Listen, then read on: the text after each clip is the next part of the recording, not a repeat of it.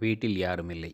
தனியாக வாசலில் அமர்ந்து புத்தகம் படித்துக் கொண்டிருந்த நான், என் கண்களுக்கு ஓய்வு கொடுப்பதற்காக தொட்டியில் வளர்ந்திருந்த செம்பருத்தி செடியை அப்படியே பார்த்தேன். அதில் 4 பூக்கள் மலர்ந்திருந்தன. அவைகள் என்னை பார்த்து சிரிப்பது போல இருந்தன. இந்த பூவைத்தானே ஹைபிஸ்கஸ் ரோசா சைனன்சிஸ் என்று சொல்லி கூறு போட்டு குழந்தைகளுக்கு சொல்லிக் கொடுத்தோம் என்று நினைத்தபோது எனக்குள் ஒரு குறுஞ்சிரிப்பு மலர்ந்தது. அந்த மலர்கள் பேசத் தொடங்கின.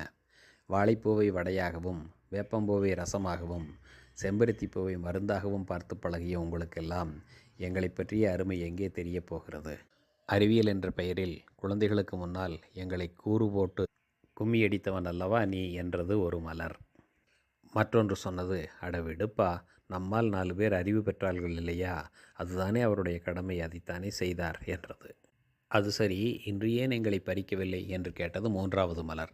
4வது மலர் உடனே குறுக்கிட்டு, அட விடு, இன்று ஒரு நாளாவது நம்மை படைத்த இந்த செடியை அலங்கரிக்க நாம் பயன்படுகிறோமே, அதற்காக பறிக்காமல் விட்ட அவருக்கு நன்றி சொல் என்றது.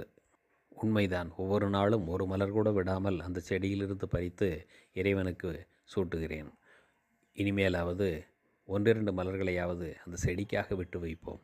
இறைவனுக்காக பூக்கின்ற அந்த செடியும் ஒரு கடவுள்தானே என்ற ஞானத்தை அந்த மலர்கள் என் மனதுக்குள் விதைத்தன. நன்றி இயற்கைக்கு.